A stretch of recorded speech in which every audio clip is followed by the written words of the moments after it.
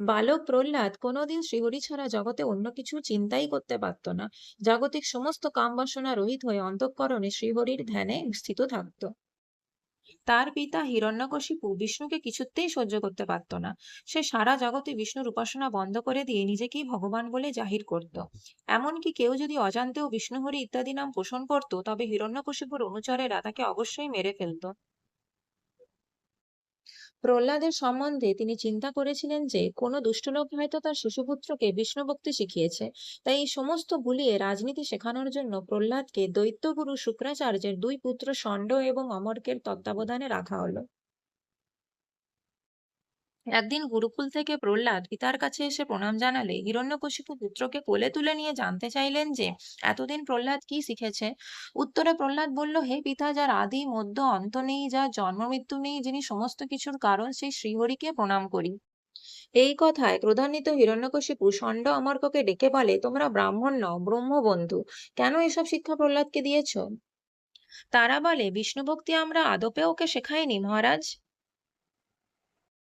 হিরণ্যকশিপু রেগে বলে, রে মূর্খ প্রহ্লাদ, তোকে এসব কে শিখিয়েছে? প্রহ্লাদ বলে, হৃদয়ে পরমাত্মা বিষ্ণু বিনা কে কাকে শাসন করে?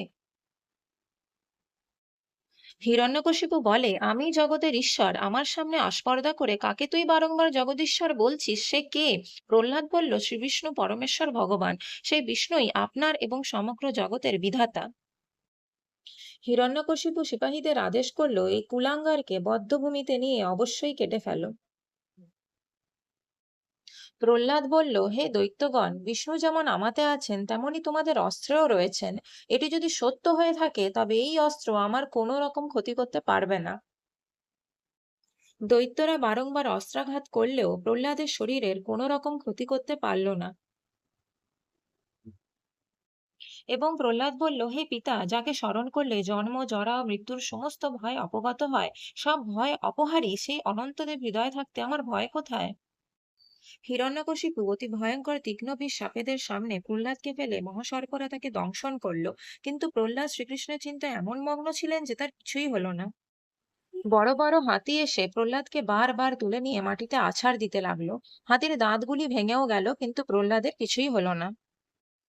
কাঠ সাজিয়ে তাতে প্রহ্লাদকে চাপিয়ে আগুন জ্বালানো হলো, কিন্তু আগুন প্রহ্লাদকে দগ্ধীভূত করলো না। পুরোহিতেরা অসুররাজকে স্তব করে বলতে লাগলো, হে রাজন, কোপ করার প্রয়োজন নেই। বালকদের কতই না দোষ থাকে, আমরা এই বালককে ভালোভাবে শাসন করব। যদি আমাদের কথায় শ্রীহরির পক্ষ ত্যাগ না করে, তবে তাকে বধের নিমিত্ত অনিবর্তী নিকৃত্যা সৃষ্টি করব।